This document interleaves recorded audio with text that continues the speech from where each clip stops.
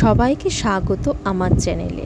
যারা কম খরচে বেশি পুষ্টিকর খাবার খেতে চান তাদের জন্য এই রেসিপিটি হতে পারে দারুণ একটি পছন্দের।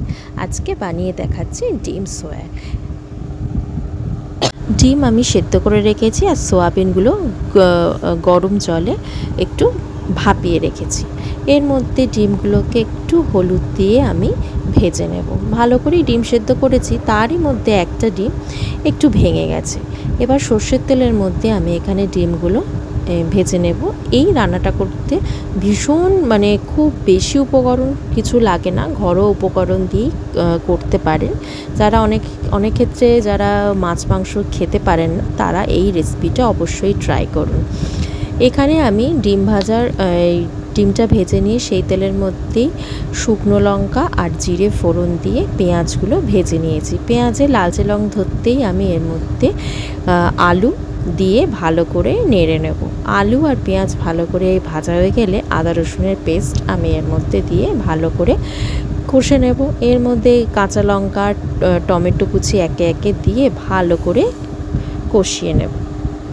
ডিম আর সোয়া দুটোই কিন্তু প্রোটিনের জন্য খুব ভালো উৎস।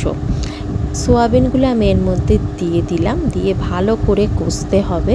এই রেসিপিটি শুধু স্বাস্থ্যকরই নয়, পুষ্টিগুণও ভরপুর আর খেতেও কিন্তু দারুণ। নুন আর হলুদ দিয়ে নিলাম আর শেষে দিয়ে দিলাম রেড চিলি পাউডার আর কাশ্মীরি লঙ্কা গুঁড়ো একটু ভালো রঙের জন্য। দেখুন কত সুন্দর করে রেসিপিটা তৈরি হয়ে যাচ্ছে। অনেকক্ষণ কিন্তু সময় লাগে না, হাতে কম সময়ের মধ্যেই বানিয়ে নিতে পারেন।